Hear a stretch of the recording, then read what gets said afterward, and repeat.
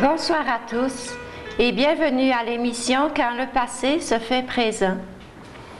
D'abord, un chaleureux merci au personnel du Centre de bénévolat, point de service du Cap de la Madeleine, ainsi qu'aux employés de Vidéotron, grâce à qui cette émission est rendue possible. Aujourd'hui, l'image qui me vient à l'esprit pour vous présenter notre invitée est celle d'une source.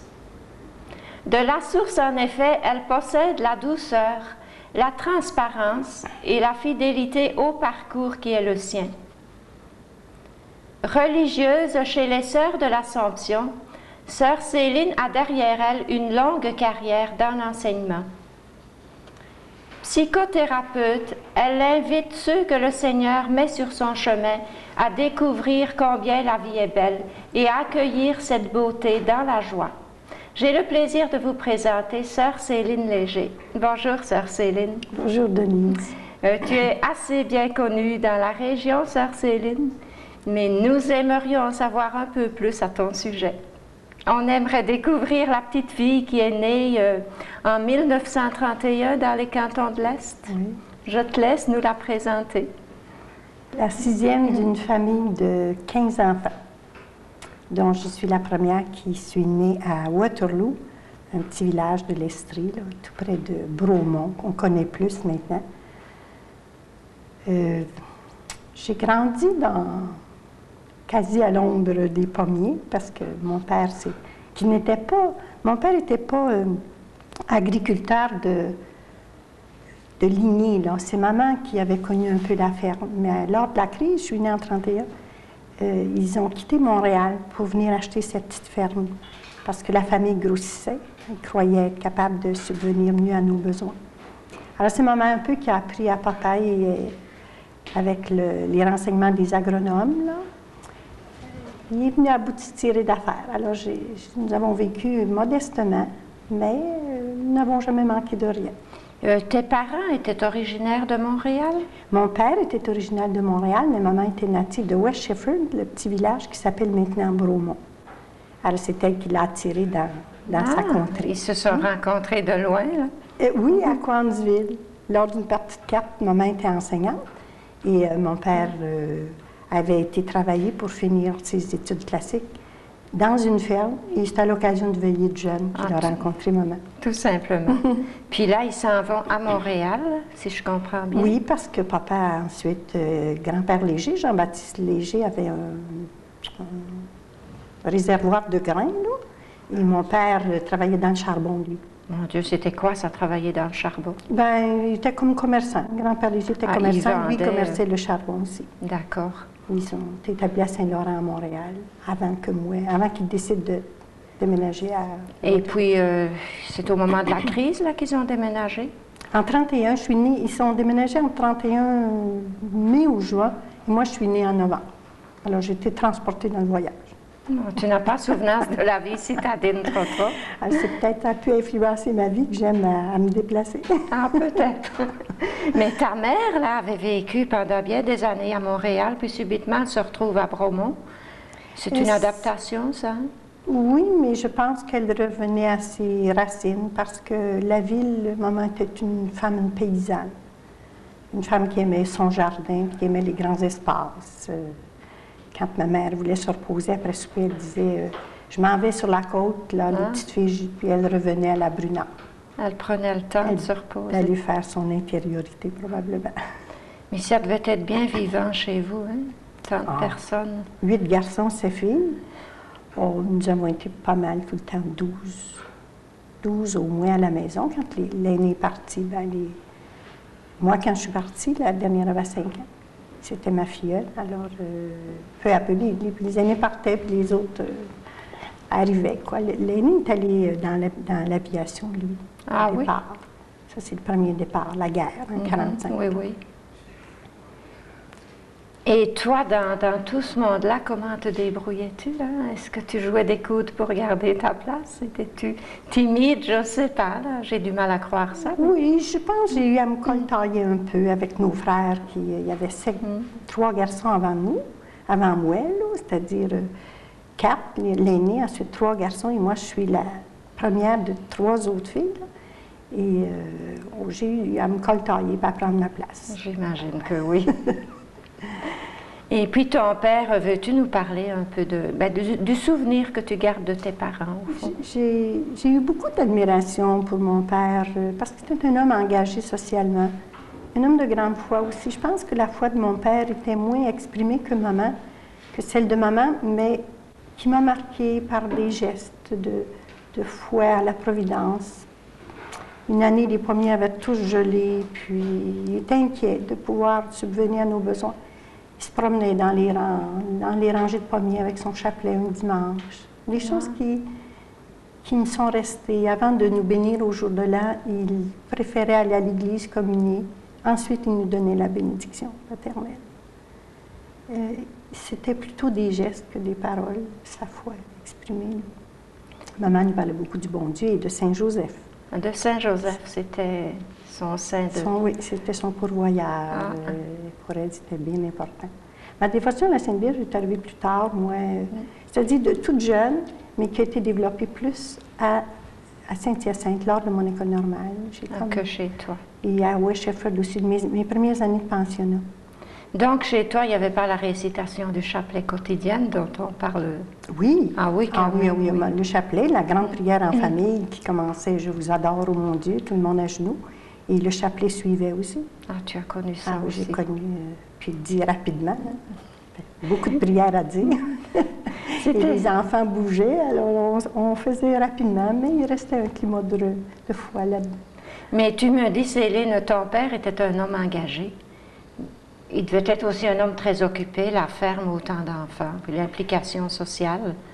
Oui, heureusement, cependant que maman était une grande travailleuse parce que c'était un homme d'implication sociale. Alors, c'est bien sûr, il travaillait sur la ferme. Souvent, ils ont été obligés d'engager. Mais souvent, il aimait aller à la coopérative, aux commissions scolaires.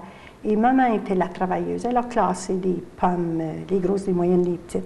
Beaucoup travaillé dans le champ. Donc, nous, les filles, avons dû vite prendre les travaux ménagers avec nos classes. Même l'aînée a dû sacrifier ses études. Moi, j'ai été privilégiée. Oui, justement, en parlant d'études, finalement, vous n'étiez pas dans la pauvreté, mais vous n'étiez pas une famille riche au sens du mot, là?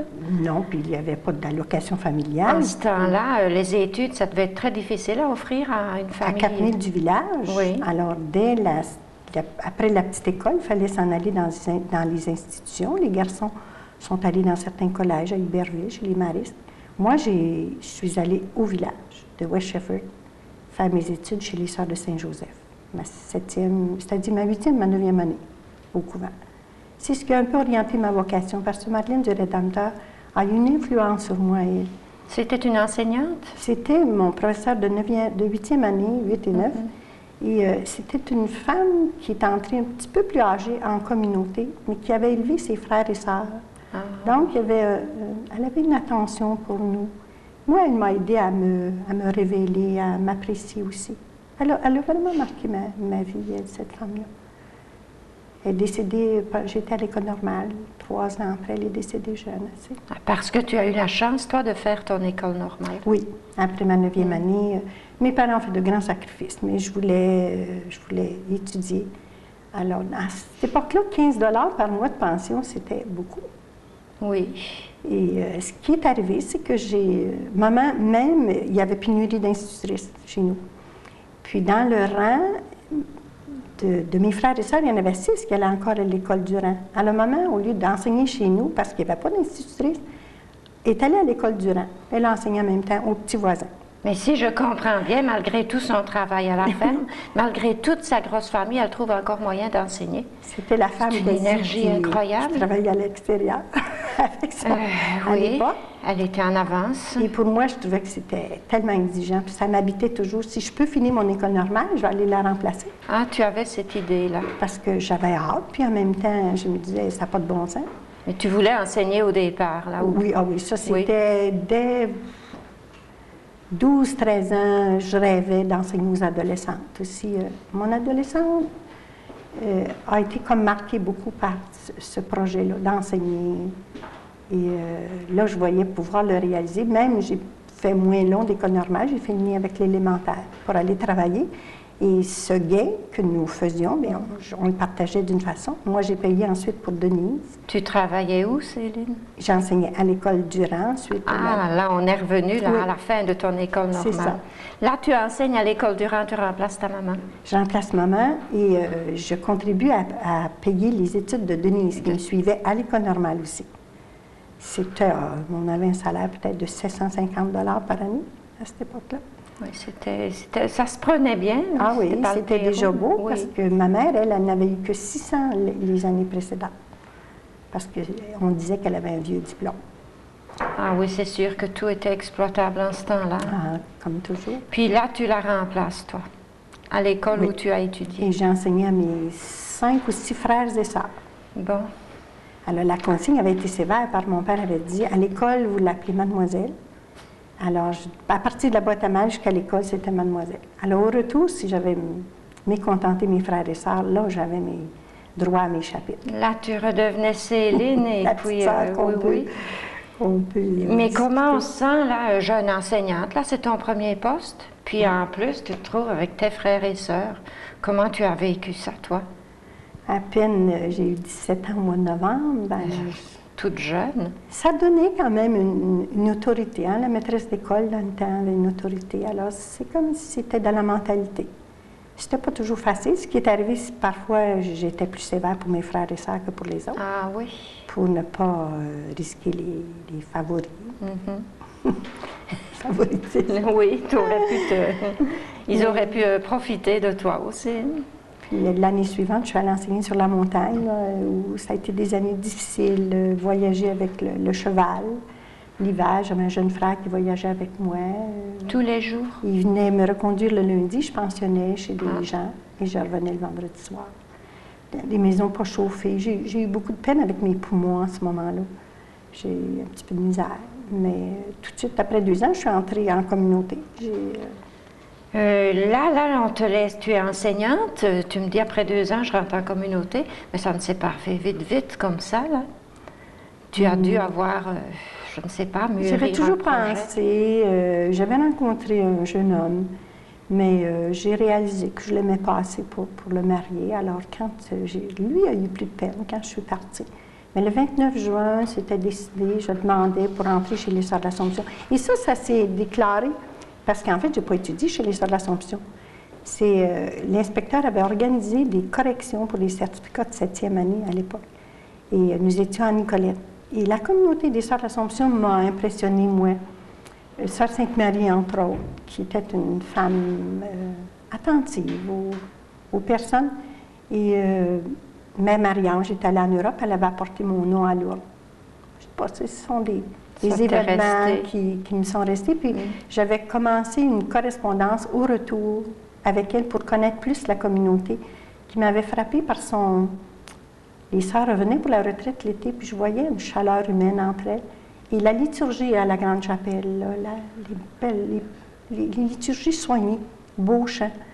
Et tout ça m'était resté comme un appel. Alors, j'ai coupé les fréquentations même en avril, parce que là, je faisais une sœur. C'était décidé. Ah, c'était décidé. Oui. Et le 29, j'ai eu ma réponse, comme quoi on m'admettait. Je suis entrée le 21 août 1950. Tu avais 18 ans, là. Je ne les avais pas encore. Pas Je encore. les ai eus au mois de novembre. Mais comment... Ça ne doit pas être facile à prendre, une décision pareille, Ah, quand non. même. Moi, j'ai eu mal aux jambes une semaine de temps. Tu as mal aux jambes. Oui, ça s'est tombé là, les jambes. dans les jambes, c'est drôle. Assez que je croyais que pas être capable de durer. Mais petit à petit, on s'adapte. C'était loin de ma famille. Nicolette, à l'époque, pour Waterloo, il n'y avait pas de système d'autobus facile. Alors, je me sentais très loin. Puis, en effet, mes parents ne venaient pas souvent. Au début, ils sont revenus à Noël. Ensuite, on ne retournait pas chez nous. La mentalité, c'est qu'on entrait pour toujours. On retournait chez nous à la mort de notre père et notre mère. 15 ans après, là, on pouvait retourner à certaines occasions. Et la mentalité a évolué, que le contact avec nos familles est important, jeunes, de garder contact avec nos frères et sœurs. Ça a été heureux. Là, j'étais enseignante à l'époque à Victoriaville. Et retourner chez moi, ça a été à l'occasion où mon père a fait une dépression parce que là, il devenait plus fatigué. Et c'était encore assez sévère, mais ma jeune sœur de Saint-Hyacinthe, qui est à l'école normale, n'a pas pu venir. On n'avait pas osé demander. Ah, On n'osait même pas demander. C'était le règlement et on le suivait. c'était inhumain un petit peu. Ça demandait un sacrifice total, en tout cas. Ah, c'était exigeant.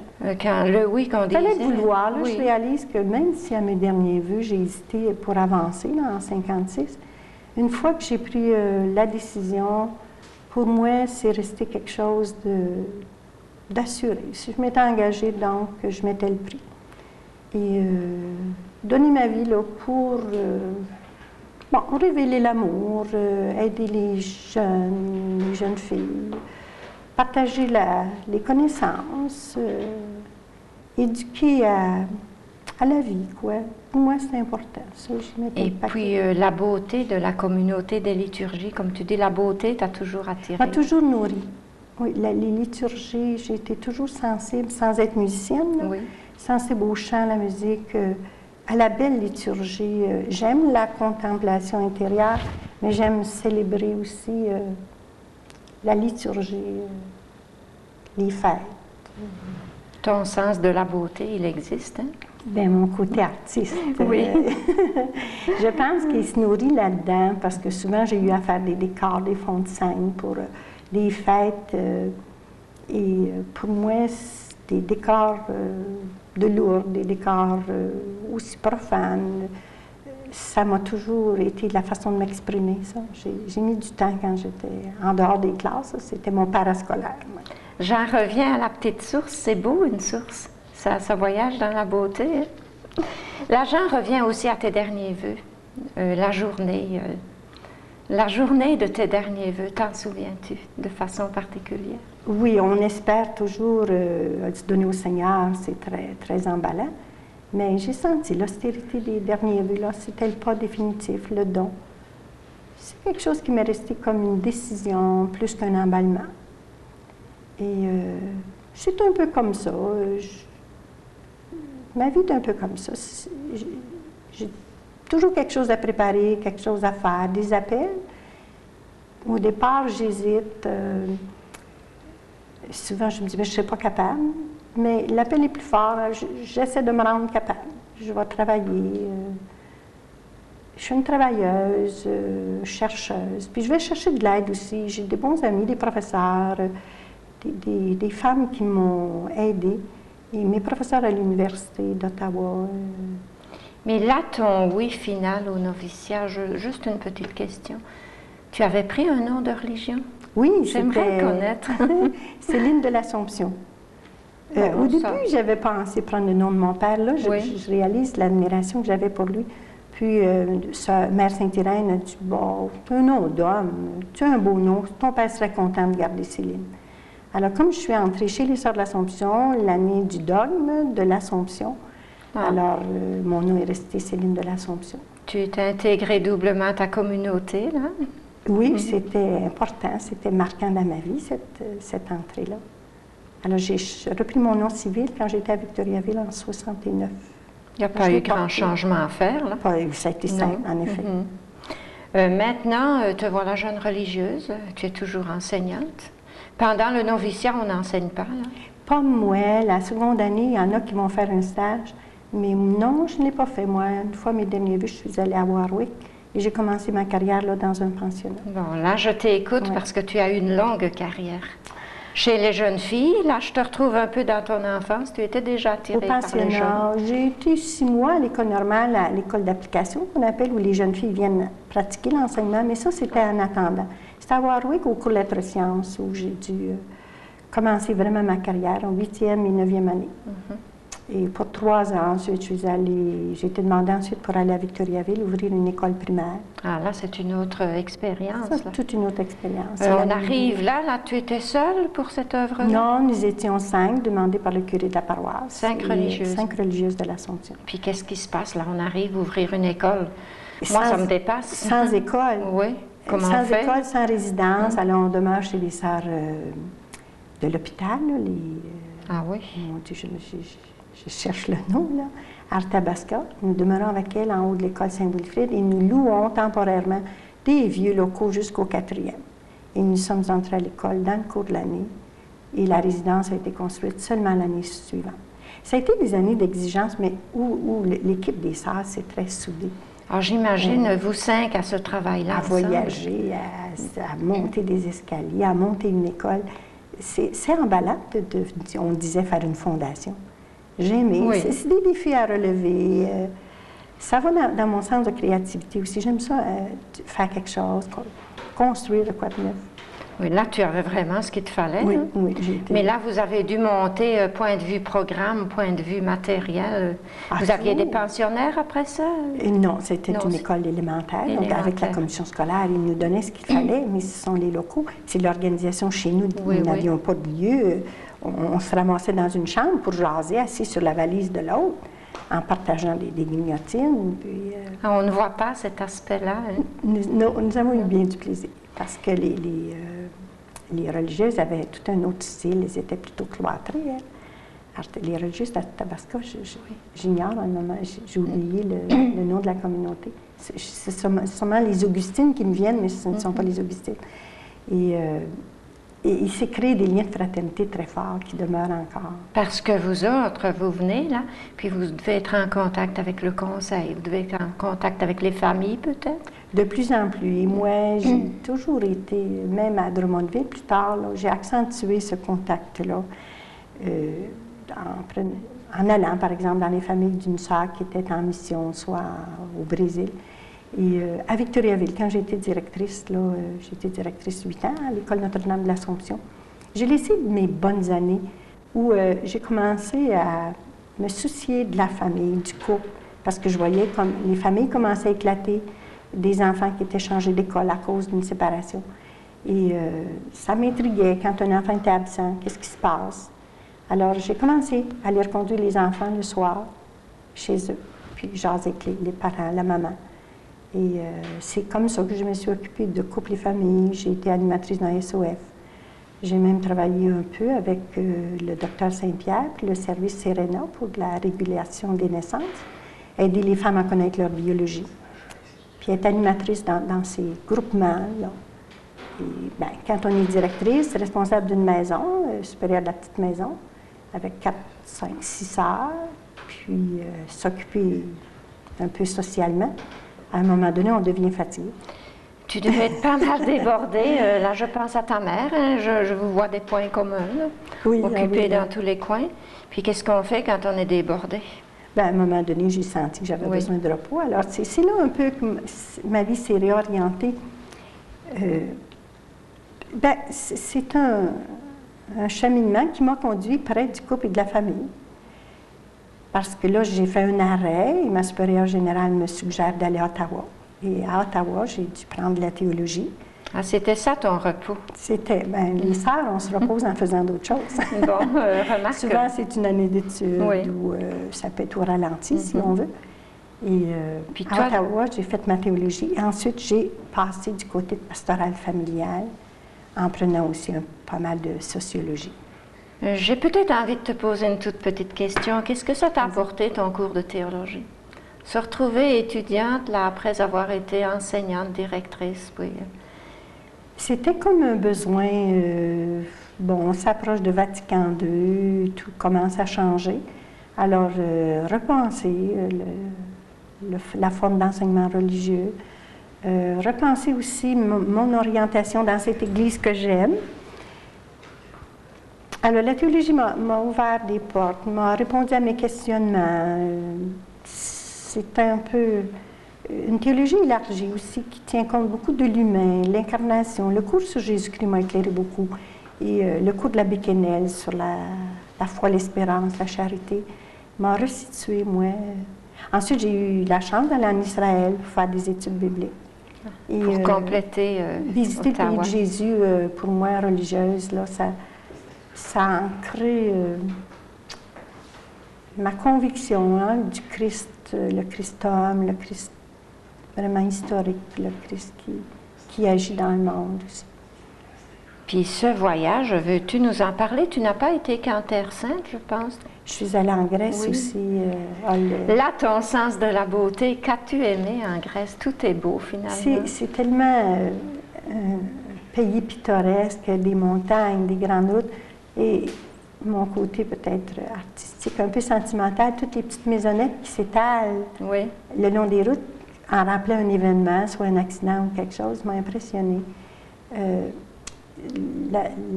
Où Paul a eu sa discussion avec les Grecs, nous avons eu un petit incident comme groupe sur ces lieux-là même, une controverse avec notre agent. Puis ça tombait pile. Ça tombait pile. Et quelque chose qui me revient, là, je mêle tout.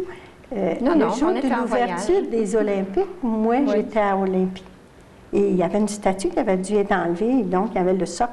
Alors, je me rappelle, je suis montée, puis j'ai pris la place de la statue, j'ai une photo là-dessus. Bon. Et le gardien est venu nous dire que c'était pas respectueux. Mais moi, les Jeux se tenaient à Québec en 1976. Alors, pour moi, c'était bien important de C'était, là, je reconnais la Céline un petit peu dérangeante, là, spontanée, oui. Aussi, hein? Mais toi, as-tu fait ce voyage-là uniquement dans ta vie, non? À l'étranger, celui-là plus important, je suis allée à l'île du Prince-Édouard. Ça m'a impressionnée sur cette île dans la mer. Là. Mais c'est celui de... Je suis arrêtée à Rome en revenant, mais je commençais à être malade. Alors j'ai été moins impressionnée, sauf les catacombes m'ont impressionné beaucoup, puis bien sûr la Saint-Pierre de Rome. Hein, oui, évidemment. Tu es resté combien de temps? Là? 5 jours à Rome. 5 jours. 9 jours en Grèce, puis 18 jours en Israël. À vraiment étudier sur les tels, les endroits historiques. Là.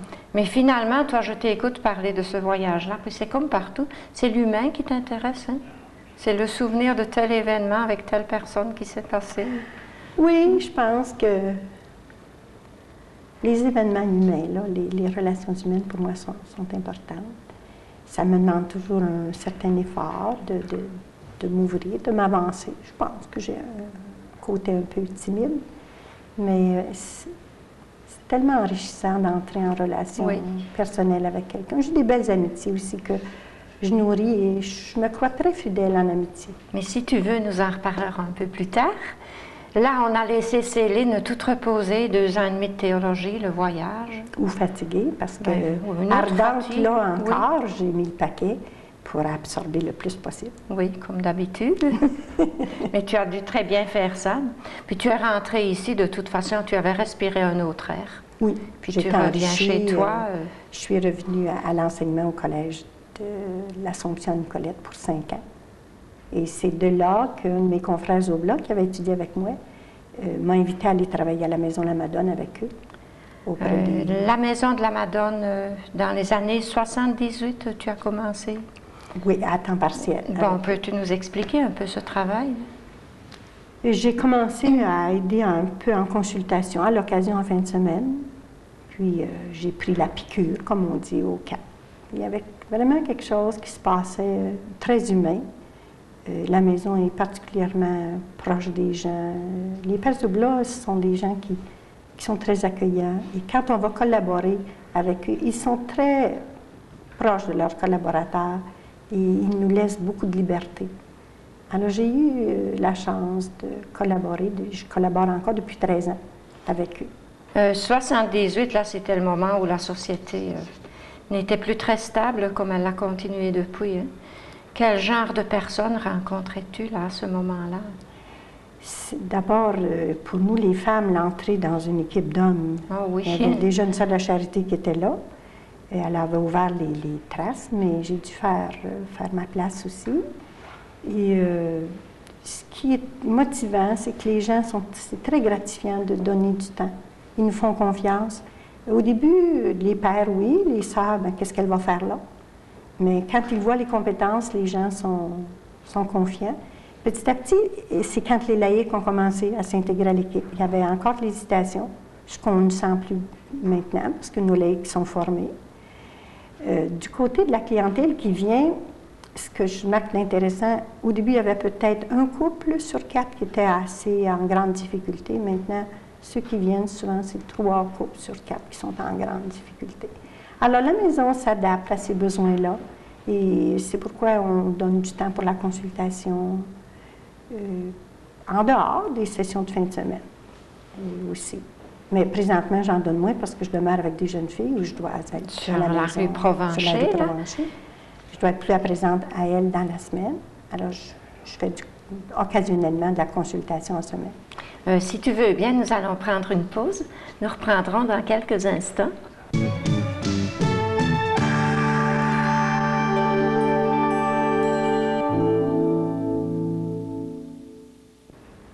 Et en même temps que ton travail à la Maison de la Madone, tu es aussi à l'UQTR. C'est un peu à partir justement d'une connaissance et de mon travail à la Madone que je suis arrivée à l'université.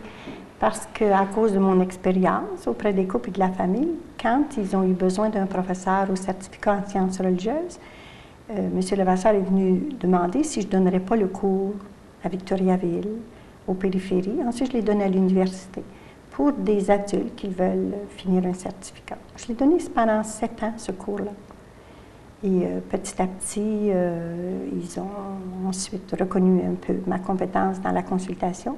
Donc, j'ai assumé le cours au niveau de la maîtrise, pour le baccalauréat aussi, en théologie pastorale, pour la consultation pastorale. Ce qui est un cours, en fait, des éléments de la relation d'aide, qui peut beaucoup servir aux futurs prêtres, aux pasteurs, il y a des enseignants, des infirmières, des laïcs qui veulent aider et avoir des techniques de base. J'ai beaucoup aimé ce cours qui permet aussi aux étudiants de faire une croissance personnelle. Et moi, avec eux, j'aime ce cours parce qu'on chemine en aidant des gens à se reconnaître et se sentir important. Parce que je vise toujours ceux et celles qui vont être rejoints par une relation d'aide. Des personnes qui se sous-estiment souvent parce que quelqu'un s'intéresse à eux. Ils vont se reconnaître quelqu'un d'important. Je dis toujours, on fait naître quelqu'un en l'aimant. Oui, c'est vrai. Et on sait qu'on est aimé quand on se sent reconnu par quelqu'un. Mais là, dans ce cours, te voilà avec une clientèle adulte. Ce n'est Oui. plus l'enseignement aux jeunes filles. L'approche doit être différente. C'est beaucoup. Ce n'est pas comme au secondaire. Il n'y a pas de discipline à assurer. Généralement, c'est d'être proche. C'est un peu aider l'adulte à apprendre comment lui-même trouver ses sources. Et à partir de beaucoup de ses questions, surtout l'andragogie, son expérience d'adulte en partant de là, on peut apprendre et donner. Et j'aime beaucoup cette méthode maintenant parce que je n'enseigne pas. J'ai laissé la charge de cours l'an dernier et maintenant j'ai été demandée au diocèse pour aider à la formation des agents pastorales. J'ai donné à plusieurs reprises Femmes dans l'Église. Actuellement, je donne un cours de relations d'aide au collège par l'entremise du collège Marie-Victorin. Maintenant, point de vue diocésain, tu travailles maintenant. Oui. Quelles personnes vont suivre ces cours-là? Des mères de famille, des institutrices, des gens en fin de carrière, des jeunes dames, quelques messieurs viennent, oui. Il y a actuellement, j'ai des responsables des mouvements Rencontres, Carrefour X, je ne voudrais pas en oublier, là, il y a plusieurs responsables qui veulent s'habiliter à écouter, à accueillir les gens. C'est bien diversifié, la clientèle. Et on rejoint toutes les classes. Je trouve très intéressant parce que pour moi, toute personne qui vient est intéressée à aider les autres. Puis ça me fait découvrir comment les gens veulent s'entraider, veulent grandir. Comme on a quelque chose à donner, puis on veut le donner. Créer des liens, savoir comment créer des liens avec les autres. Et puis aussi comment la parole de Dieu les interpelle, tous ceux qui s'inscrivent à ces cours-là? Infailliblement, la question vient toujours. Sur la religion, certains en font un absolu, là, mais la question de Dieu, Jésus-Christ. Et Gaëtan Garot disait, c'est une psychothérapeute de l'Institut de Montréal, qui disait, même dans une entrevue, dans une consultation, on ne parle pas de Jésus-Christ, mais les gens nous en parlent. Oui. L'aspect religieux, la dimension religieuse chez l'être humain, il est là. C'est un grand questionnement actuellement, de plus en plus. Sans trop le savoir, on cherche un sens à sa vie. Et, la question est là. Puis je ne l'élimine pas, c'est pas hors du cours, parce que c'est sa recherche qu'on poursuit là-dedans. Finalement, c'est très encourageant pour l'être humain, quand on pense à cette recherche, à cette évolution-là. Oui, c'est toute la dimension de l'infini.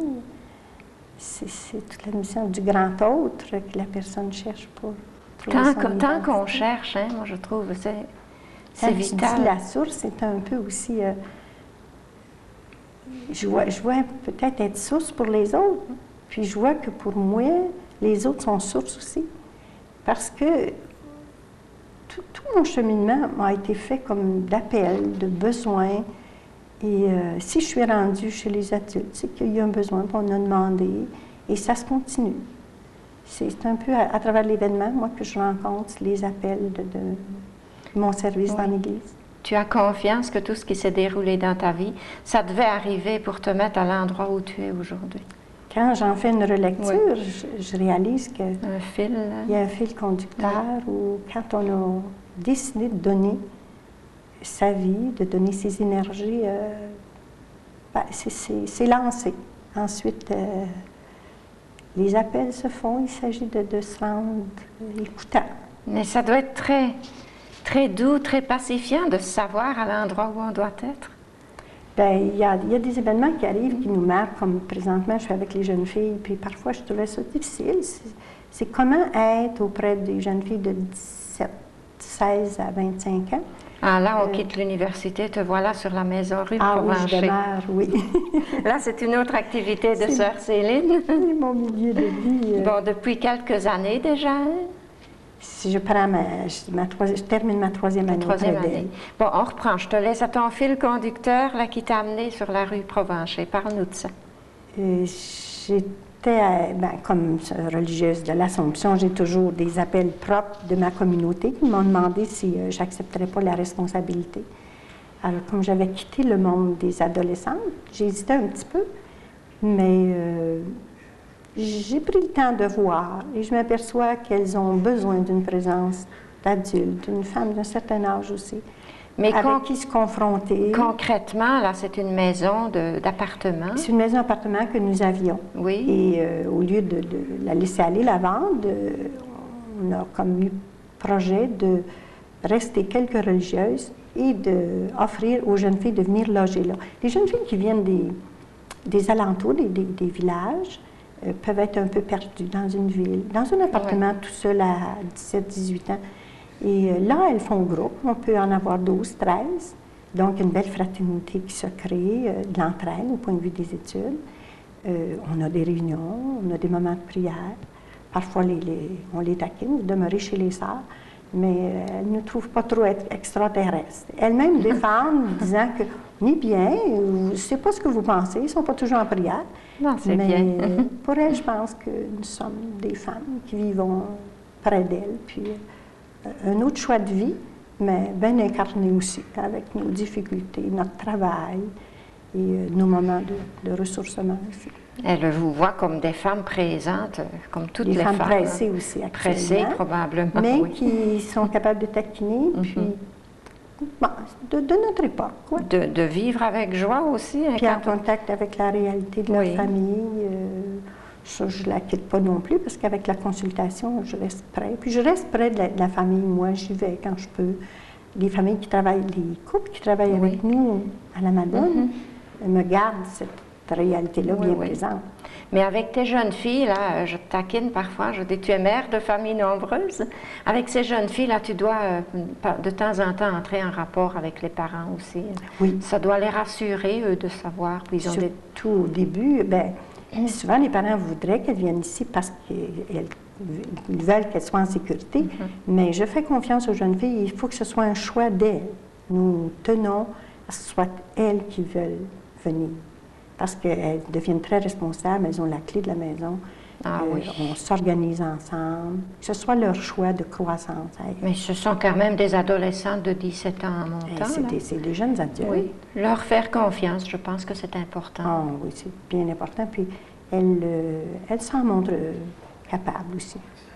Après 3 ans, je sens bien que souvent on joue le rôle un petit peu de la mère. Elles vont entrer puis elles vont m'appeler Céline, puis à tout bout de chaîne, qui vont m'interpeller, je vais être au bout de la maison, Céline. C'est une présence de l'adulte, du parent. Je pense qu'on poursuit un peu. C'est pas mauvais, il faut ce moment-là dans leur vécu. C'est assez aride de travailler au cégep, c'est grand nombre, un milieu un petit peu impersonnel. Puis avec des études assez difficiles, sans beaucoup d'accompagnement. Quoique, je trouve qu'il y a des efforts de fait au cégep pour être proche de l'étudiant. J'en suis heureuse de le constater aussi. Mais ce qui est bien dans cette situation-là aussi, c'est que les religieuses ne sont plus coupées du monde. Là. Vous êtes en pleine vie là, avec les jeunes d'aujourd'hui. Vous partagez leur vie de tous les jours. Bien, moi, j'ai découvert peut-être plus avec Vatican II que nous ne sommes pas une communauté contemplative, mais des sœurs apostoliques. Donc, oui, parle-moi donc de la spiritualité des sœurs de l'Assomption. Je les vois surtout dans l'enseignement. Oui, à cause de notre activité. Et aussi, notre formation était peut-être orientée vers plus le monial, mais nous avons toujours été très proches des gens, comme sœurs rurales. Nous sommes fondées à Saint-Grégoire de Nicolet, très québécoises, puis nous avons toujours été proches des gens partout, à Drummondville, à Warwick, Latuc, Victoriaville, Saint-Guillaume. Mais partout, on a plusieurs endroits. Alors, moi, je suis bien là-dedans. Il faut que je sois proche, moi je dis du vrai monde, connecté à la réalité. Et ça nourrit beaucoup ma prière et aussi mon vœu de pauvreté. On dit pauvreté, au fond, je manque de rien. C'est un peu de vivre la condition ordinaire des gens.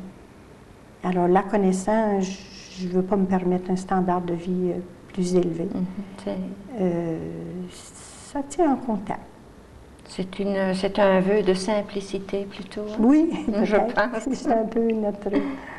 Et puis, tu m'as parlé aussi en 1960 avoir reçu les enseignements d'un père jésuite, le père Bourassa. C'est un autre appel où la maîtresse des novices à l'époque m'avait demandé, je demeurais à Warwick, si je ne m'occuperais pas du groupe des sœurs qui venaient se ressourcer sous la direction d'un père jésuite, Léopold Bourassa, un grand missionnaire de Chine, qui avait une vie intérieure extraordinaire. J'ai hâte qu'on en parle plus, là. C'était un saint pour moi. Et lui, il a vraiment fixé peut-être des bases que j'avais reçues. Sur quoi baser ma vie contemplative, ma vie intérieure, ma vie d'oraison. Selon les exercices de Saint Ignace. Saint Ignace, c'était quand même un soldat, un combatif, qui était contemplatif dans l'action. Et souvent, moi, je vais être plus inspirée quand je travaille. Je m'en vais au volant de l'auto et ma prière est inspirée de pourquoi pas me recueillir, c'est plus facile. Nourrie par cette spiritualité-là qui a fait appel à l'image. On voit Jésus dans l'Évangile, le voir. Quand on se voit aller, on dirait qu'on se connaît mieux. Et moi, je suis très visuelle. Ma spiritualité s'intériorise à partir d'une image. Mais dans les exercices, on met l'accent aussi sur l'incarnation du Christ. Le voir dans sa vie humaine. Là. Christ, oui, ça a beaucoup... Moi, ce que je veux être dans mon apostolat, c'est justement donner au Seigneur, à Jésus, d'être ses disciples, continuer ma mission en étant ses yeux, ses mains, son cœur, un peu comme Saint Paul. Et ça, bien, se nourrir de la contemplation. On devient ce que l'on contemple. Alors pour moi, regarder le Christ dans telle situation, ça émaille beaucoup mes cours aussi. Ma psychologie, quand le Christ est un grand psychologue dans toutes les situations humaines, quel respect des personnes, le respect de la liberté. Souvent, je dis, ma liberté finit où la tienne commence. Laisser le temps aux gens, même si je suis pressée, des fois je peux pousser un peu, mais je reviens vite à dire, être tolérante. En vieillissant, on développe cette valeur-là peut-être. Et pour moi, c'est important de revenir à cette spiritualité qui est l'engagement. Quand dans les exercices, on fait l'élection qu'on appelle là, vraiment la décision, un choix de vie irréversible. Là. Pour moi, ça m'a marqué. Et la 4e semaine, où on voit le Christ dans sa nouvelle présence, le Christ agissant dans le monde, le Christ qui sauve. Et c'est pas nous qui sauvons. Ça, il me semble que Saint Ignace fait tout ce qu'il peut, mais le reste, on lui laisse. Parce qu'autrement, on serait écrasé sous la souffrance, on en entend beaucoup. Et quand j'ai fait mon possible d'écouter, d'essayer d'accompagner les gens, ensuite, j'abandonne. Je lui donne maintenant, ben, c'est sa part à lui. Tu as fait ton possible et puis tu ne portes pas sur toi le fardeau des autres. Tu n'y résisterais pas finalement? Ben non, ce serait trop lourd. Et quand ça commence à devenir je suis devenue un petit peu peut-être plus nerveuse, pessimiste, là, ben, c'est que j'ai besoin de repos. Et pour moi, c'est important, comme fille de campagne, de retourner aux grands espaces, à l'exercice physique, au ski, la natation.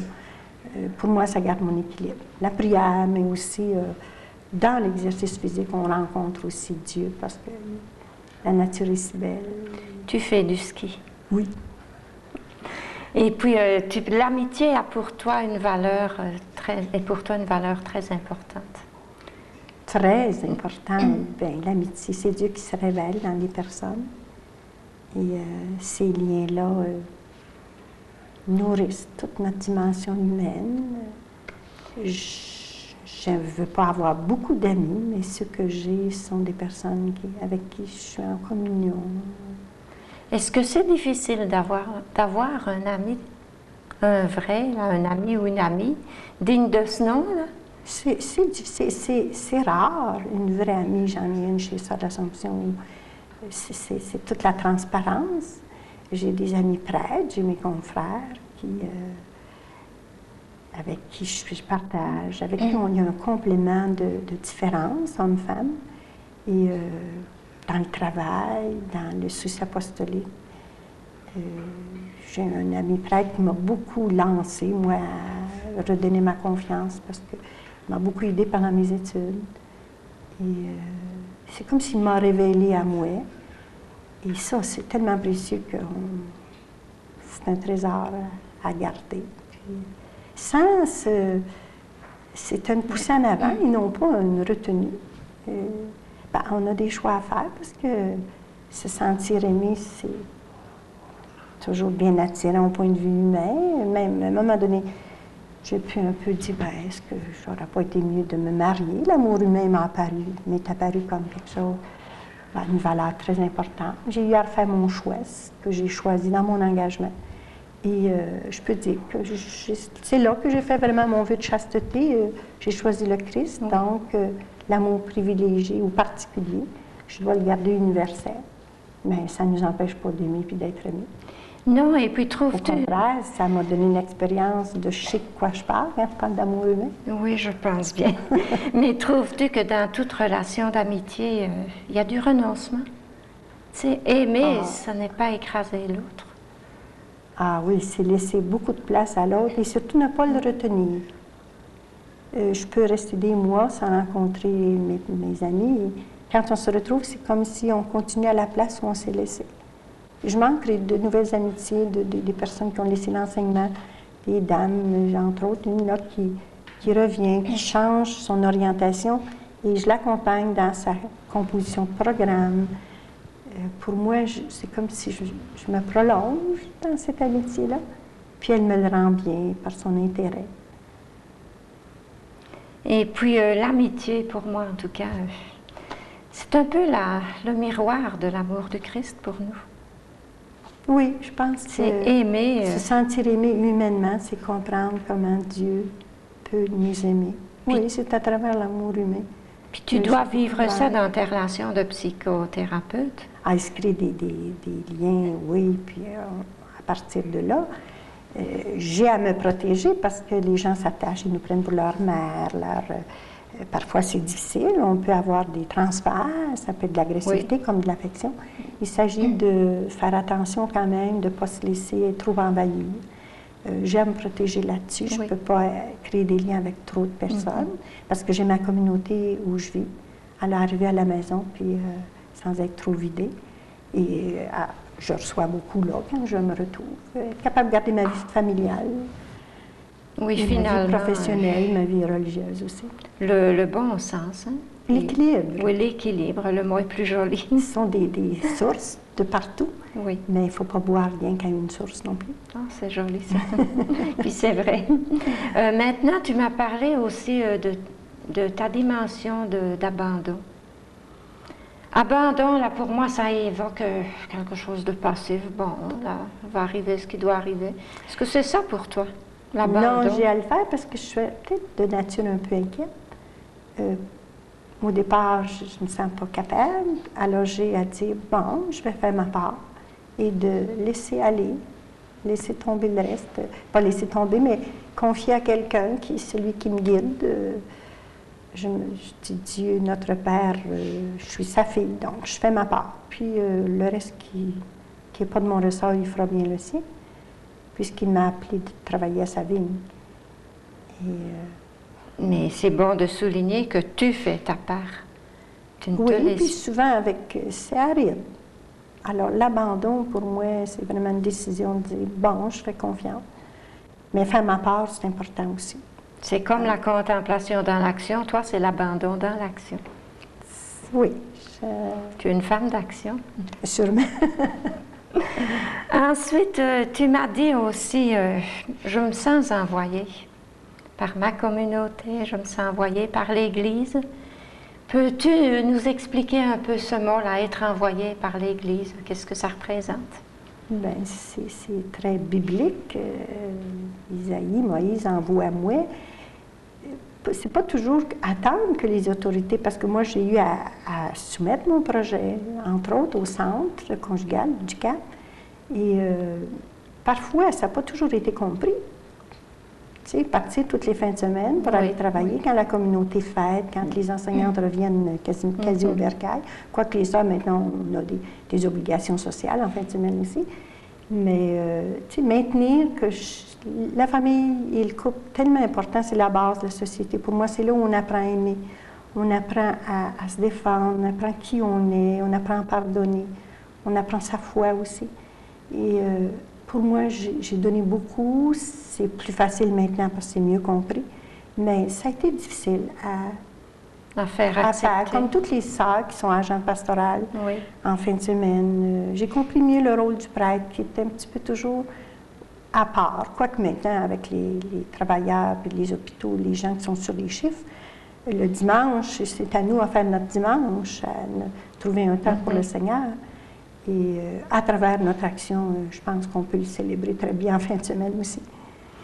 Oui, je ne pense pas qu'il y ait un jour bien défini pour prier. Tous les jours, on peut... Oui. Ensuite, c'est exigeant. C'est renoncer à... C'est comme le couple qui donne. Il s'agit de ne pas trop donner, rester un peu présent à sa famille. Mais dans une communauté, ce sont des adultes. Alors, il n'y a pas vraiment des enfants qui ont besoin de nous pendant qu'on n'y est pas. On peut partager plus. C'est peut-être ça, le célibat consacré qui donne du temps. Et puis, vous faites vraiment partie du peuple de Dieu comme vous êtes maintenant. Hein? Mêlés aux autres, là, vous n'êtes plus derrière les murs de votre monastère, comme on vous voyait il y a quelques années, là, 20 ans peut-être. Je pense que nous ne l'avons jamais été tout à fait à cause des pensionnats, parce que les élèves étaient dans les couvents. Et nous avions contact avec la famille, beaucoup de collaboration avec la paroisse. Mais il reste que la mentalité. Oui, on voyait les religieuses séparées. Le costume, je pense, coupait aussi d'une façon. Oui, ça éloignait peut-être, ça faisait des différences. Pour moi, j'ai été heureuse de prendre le contemporain, puis nos fondatrices portaient le costume du temps, de l'époque.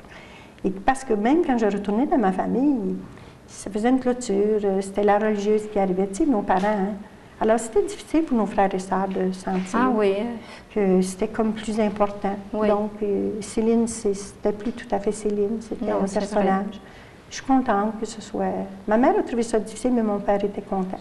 Ah, parce que ta mère était encore attachée plus conservatrice. Oui. Et toi, quand tu es entrée en religion, avais-tu trouvé ça difficile? Le port du costume, toi, l'artiste, là? Ah, le noir, j'ai trouvé le noir austère. Ensuite, j'étais tellement active, ça m'embarrassait. La guimpe ça nous importunait pour écrire au tableau. C'était lourd, c'était laineux. L'été, c'était difficile aussi. On s'adapte. C'était des contraintes, C'était des contraintes. Acceptées. Oui, acceptées. Il y en a d'autres maintenant sur le sommeil. On est obligé de travailler tard le soir. Ce sont d'autres difficultés. Il faut faire attention pour garder sa santé. Ah oui. La vie est moins structurée qu'elle l'était. L'importance de se garder des moments à soi ou de vie intérieure aussi. En parlant de vie intérieure, tu es une femme heureuse, tu es une femme de joie. Tu m'as parlé de Saint Jean et de son hymne à la joie, si je peux dire. Il m'a rejoint et je l'ai travaillé beaucoup à l'université, la vie dans l'Évangile de Jean. Et le chapitre 14, quand le Christ, dans sa grande prière, prie pour ses disciples, qui demande au Père de les garder et qui les appelle à être joyeux dans la souffrance. La souffrance, ça fait partie de la condition humaine. Et je pense qu'on peut être joyeux dans la souffrance. Parce que c'est une faille, c'est-à-dire c'est un lieu où le Seigneur parle aux humains. Il faut qu'il passe par en quelque part. Et je crois que Dieu passe beaucoup dans la souffrance. Un certain éclatement de l'humain pour pouvoir entrer. C'est l'image qui me vient, c'est peut-être pas tout à fait théologique, là. Mais pour moi, c'est ce que j'essaie de donner aux gens, que la souffrance fait partie de la condition humaine, c'est pas dramatique, c'est salvifique. On peut être sauvé là-dedans. Et on apprend beaucoup. Mais cette joie-là, ce n'est pas nécessairement une joie psychologique. Ah ben non, je respecte aussi à mon tour, je la veux pas, puis je vais me battre contre. Mais quand elle est là, j'essaie de voir qu'on a tellement de force pour s'en sortir. Et c'est dans des occasions difficiles que l'être humain, il y a un proverbe qui dit « on ne sait rien tant qu'on n'a pas souffert ». Ça nous permet de déployer nos énergies, nos forces et de collaborer au plan du salut, qui est la grande force, Teilhard de Chardin, qui est à l'œuvre dans le monde actuellement. Avec tous les éclatements qui se produisent, il y a certainement quelque chose qui se passe. Une force divine qui laisse le temps, qui laisse les efforts humains, mais qui mène peut-être à l'unité. Tu nous laisses sur une parole très encourageante, Céline. Céline, femme d'action, femme de joie, femme d'attachement à sa vocation aussi. Oui. Je te remercie infiniment du message que tu as bien voulu nous laisser. Je te remercie aussi, Denise. Merci d'avoir été avec nous. Et à la semaine prochaine, si vous désirez nous rejoindre, le numéro est le 373-1261.